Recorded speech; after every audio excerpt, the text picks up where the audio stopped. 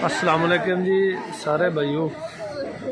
वज़ीर आज़म इमरान खान साहब और वेख लो जी, नोटिस लो जी बेलदारां दे कि किस तरह हाल होया इन्हां मजदूर भाइयों का। बेलदारां की गफलत की वजह नाल ये हाल है जी मजदूरों का। ये मलक नहर है जी अड्डा गजानी जिला बहावनगर की, जिहड़ी टुट्टी है जी। रात को बेलदार सुते हुए सन तो नुकसान तुसी वेख सकते जे जिमींदारां दा की होया। फसलां तबाह हो गई, गंदम जो बीजी हुई थी देख लो। भाईजान इम्तियाज साहब तुसी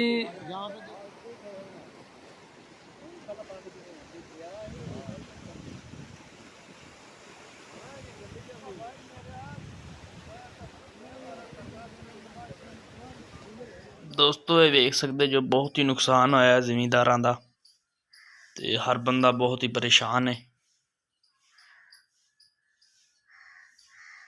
वीडियो नूं अगे शेयर जरूर करन।